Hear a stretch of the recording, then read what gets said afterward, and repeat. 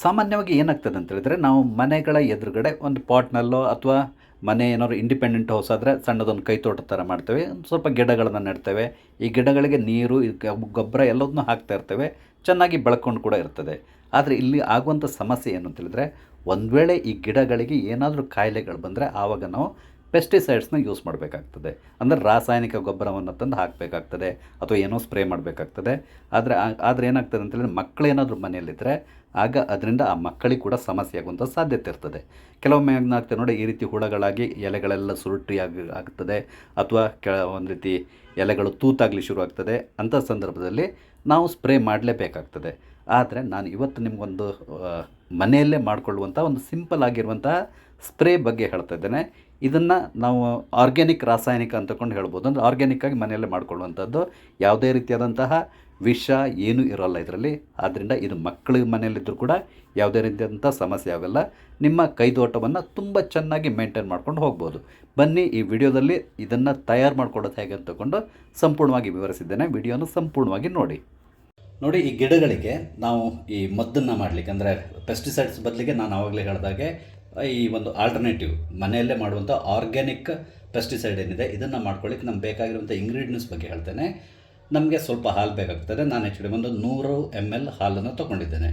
ಹಾಲಿನ ವಿಶೇಷತೆ ಏನು ಅಂತ ಹೇಳಿದ್ರೆ, ನಾವು ಹಾಲನ್ನು ಉಪಯೋಗಿಸೋದ್ರಿಂದ ಈ ಗಿಡಗಳು ಚೆನ್ನಾಗಿ ಬೆಳಿಲಿಕ್ಕೆ ಸಹಾಯ ಮಾಡ್ತದೆ. ಅದೇ ರೀತಿಯಲ್ಲಿ ಗಿಡಗಳಲ್ಲಿ ಸ್ವಲ್ಪ ಶೈನಿಂಗ್ ಬರ್ತದೆ. ಎಲೆ ಏನಿರ್ತದೆ ಅದಕ್ಕೆ ಸ್ವಲ್ಪ ಶೈನಿಂಗ್ ಸಿಗ್ತದೆ.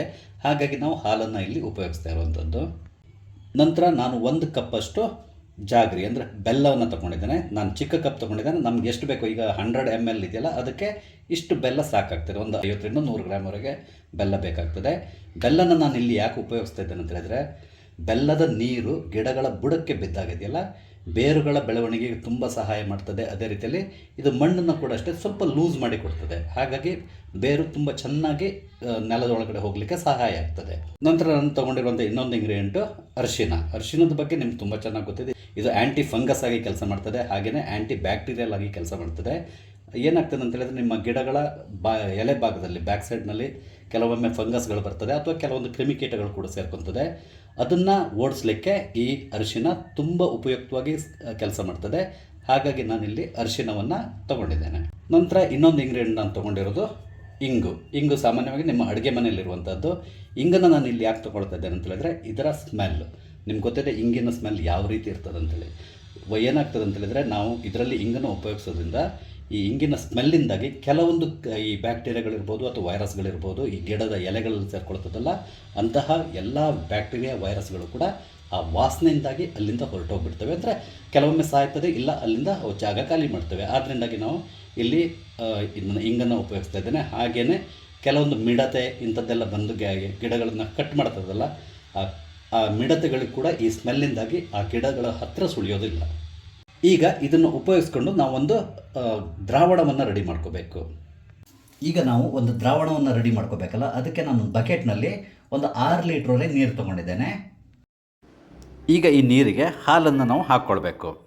ನಂತರ ಬೆಲ್ಲ ಏನು 1 ಕಪ್ ರೆಡಿ ಮಾಡಿ ಇಟ್ಕೊಂಡಿದ್ದಾನಲ್ಲ, ಈ ಬೆಲ್ಲವನ್ನು ಕೂಡ ಇದಕ್ಕೆ ಹಾಕ್ಕೊಳ್ಬೇಕು. ಇಲ್ಲಾಂದರೆ ನೀವು ಬೇರೆ ಅಂದರೆ ಗಟ್ಟಿ ಇರುವಂಥ ಬೆಲ್ಲ ಆದರೆ ನೀವು ಮೊದಲೇ ಸ್ವಲ್ಪ ನೀರಿಗೆ ಹಾಕಿ ರೆಡಿ ಮಾಡ್ಕೋಬೋದು. ಅದನ್ನು ಮಿಕ್ಸ್ ಮಾಡಿ ಬೆಲ್ಲನ ಕರಗಿಸಿ ಕೂಡ ಇದಕ್ಕೆ ಹಾಕ್ಕೊಳ್ಬೋದು.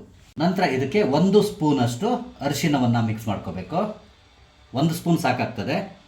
ನಂತರ 1 ಚಮಚದಷ್ಟು ಇಂಗನ್ನು ಕೂಡ ನಾವು ಇದಕ್ಕೆ ಮಿಕ್ಸ್ ಮಾಡ್ಕೋಬೇಕು. 1 ಚಮಚದಷ್ಟು ಸಾಕಾಗ್ತದೆ. ಈಗ ಇದನ್ನು ಚೆನ್ನಾಗಿ ಮಿಕ್ಸ್ ಮಾಡ್ಕೊಳ್ಳಿ. ನಾವೀಗ ಹಾಕಿರುವಂಥ ಎಲ್ಲ ವಸ್ತುಗಳು ಇದರಲ್ಲಿ ಕರಗಬೇಕು ಸರಿಯಾಗಿ. ಹಾಗಾಗಿ ಸರಿಯಾಗಿ ನಾವು ಮಿಕ್ಸ್ ಮಾಡ್ಕೋಬೇಕು. ನಾನಿಲ್ಲಿ ಬಕೆಟ್ನಲ್ಲಿ ಇಷ್ಟೊಂದು ಯಾಕೆ ಮಾಡ್ಕೊತಾ ಇದ್ದೇನೆ ಅಂತ ಹೇಳಿದ್ರೆ, ಇದರಲ್ಲಿ ಒಂದು ನಾವು ಗಿಡಗಳಿಗೆ ಸ್ಪ್ರೇ ಮಾಡಲಿಕ್ಕೂ ಯೂಸ್ ಮಾಡ್ತಾ ಇದ್ದೇನೆ. ಅದೇ ರೀತಿಯಲ್ಲಿ ಉಳಿದಿದ್ದನ್ನು ನಾನು ಗಿಡಗಳ ಬುಡಕ್ಕೆ ಹಾಕ್ತಾ ಇದ್ದೇನೆ. ಹಾಗಾಗಿ ನಾನು ಒಂದು 5-6 ಲೀಟ್ರವರೆಗೆ ಮಾಡ್ಕೊತಾ ಇದ್ದೇನೆ. ಮೊದಲಿಗೆ ನಾನೊಂದು ಸ್ಪ್ರೇಯರ್ಗೆ ಇದನ್ನು ಹಾಕ್ಕೊಳ್ತಾ ಇದ್ದೇನೆ, ಗಿಡದ ಎಲೆಗಳಿಗೆ ಹಾಕಲಿಕ್ಕೆ. ನಂತರ ಉಳಿದಿದ್ದನ್ನು ನಾವು ಬುಡಕ್ಕೆ ಹಾಕ್ಬೋದು. ಬೇಕಿದ್ರೆ ಇನ್ನೊಂದು ಸರಿ ಈ ಥರದಲ್ಲಿ ಮಿಕ್ಸ್ ಮಾಡಿಕೊಳ್ಳಿ. ನಾವು ಈ ರೀತಿಯಾಗಿ ಸ್ಪ್ರೇಯರ್ ಬಾಟಲ್ಗೆ ಹಾಕ್ಕೊತಾ ಇದ್ದೇನೆ. ಒಂದು ವೇಳೆ ನಿಮ್ಮ ಹತ್ರ ಸ್ಪ್ರೇಯರ್ ಇಲ್ಲ ಅಂತ ಹೇಳಿದ್ರೆ ಹಾಗೆ ಕೈಯಲ್ಲಿ ಕೂಡ ನೀವು ಚಿಮುಕ್ಸ್ಕೊತ ಹೋಗ್ಬೋದು ಗಿಡದ ಎಲೆಗಳಿಗೆ. ನೋಡಿ, ನಾನು ಸ್ಪ್ರೇಯರಿಗೆ ಹಾಕಿ ರೆಡಿ ಮಾಡ್ಕೊಂಡಿದ್ದೇನೆ. ಬೇಕಿದ್ರೆ ಇನ್ನೊಂದು ಸರಿ ಈ ರೀತಿಯಲ್ಲಿ ಶೇಕ್ ಮಾಡಿಕೊಳ್ಳಿ. ಈಗ ನಾನು ಈ ಗಿಡದ ಎಲೆಗಳಿಗೆ ಒಂದು ಸರಿ ಸ್ಪ್ರೇ ಮಾಡ್ಕೊತಾ ಇದ್ದೇನೆ.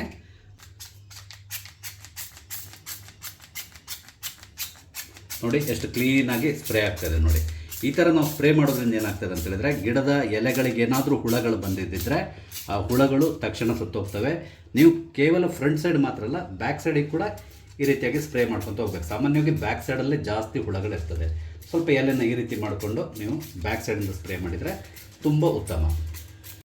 ನೋಡಿ, ಸಾಮಾನ್ಯವಾಗಿ ಏನಾಗ್ತದೆ ಅಂದರೆ ಈ ಎಲೆಗಳಲ್ಲಿ ಈ ಹುಳಗಳು ಸೇರಿಕೊಂಡಿರ್ತದೆ. ಸಣ್ಣ ಸಣ್ಣ ಕೀಟಗಳು ನಮ್ಮ ಕಣ್ಣಿಗೆ ಕಾಣಿಸೋದಿಲ್ಲ. ಕೆಲವು ಸರಿ ಎಲೆಗಳ ಒಳಗಡೆ ಕೂಡ ಸೇರಿಕೊಂಡಿರ್ತದೆ. ಈ ರೀತಿಯಾಗಿ ಕೆಲವೊಮ್ಮೆ ಸುರುಟ್ಕೊಂಡಿರ್ತದೆ, ಅಂದರೆ ಈ ರೀತಿಯಾಗಿ ಫೋಲ್ಡ್ ಆಗಿರ್ತದೆ, ಅಂದರೆ ಅದ್ರ ಒಳಗಡೆ ಈ ಕೀಟಗಳು ಸೇರಿಕೊಂಡಿರ್ತದೆ. ಹಾಗಾಗಿ ನಾವು ಅದನ್ನು ಕೂಡ ತೆಗಿಬೇಕಾಗ್ತದೆ. ಹಾಗಾಗಿ ನಾವು ಎಲೆಗಳನ್ನು ಸರಿಯಾಗಿ ಚೆಕ್ ಮಾಡಿಕೊಂಡು ಮುಂದ್ಗಡೆ ಮತ್ತು ಹಿಂದ್ಗಡೆ ಎಲೆ ಹಿಂಭಾಗದಲ್ಲಿ ಕೂಡ ಈ ಹುಳಗಳು ಸೇರಿಕೊಂಡಿರ್ತದೆ. ಅಲ್ಲಿಗೆ ಇದ್ರ ರೀತಿಯಾಗಿ ನೀವು ಸ್ಪ್ರೇ ಮಾಡ್ತಾ ಬಂದರೆ ಆ ಸ್ಮೆಲ್ಲಿಂದ ಹುಳಗಳು ಸತ್ತೋಗ್ತವೆ, ಇಲ್ಲ ಅಲ್ಲಿಂದ ಓಡಿ ಹೋಗ್ತವೆ.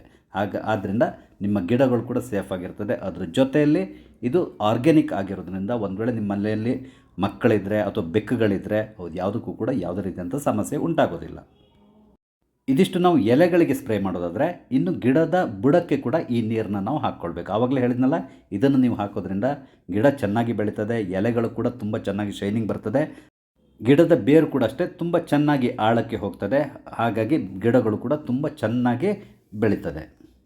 ಈ ರೀತಿಯಾಗಿ ನೀವು ವಾರಕ್ಕೊಮ್ಮೆ ಮಾಡ್ತಾ ಬಂದಿದೆಯಲ್ಲ, ನಿಮ್ಮ ಗಿಡಗಳಿಗೆ ಯಾವುದೇ ರೀತಿಯಾದಂಥ ಕಾಯಿಲೆಗಳು ಬರಲ್ಲ, ಯಾವುದೇ ಕ್ರಿಮಿಕೀಟಗಳ ಸಮಸ್ಯೆ ಉಂಟಾಗೋದಿಲ್ಲ. ಹಾಗೆಯೇ ಗಿಡಗಳು ಕೂಡ ಅಷ್ಟೇ ತುಂಬ ಚೆನ್ನಾಗಿ ಬೆಳ್ಕೊಂಡು ಬರ್ತದೆ. ನಿಮಗೆ ನೋಡಲಿಕ್ಕೆ ಕೂಡ ತುಂಬ ಖುಷಿ ಆಗ್ತದೆ.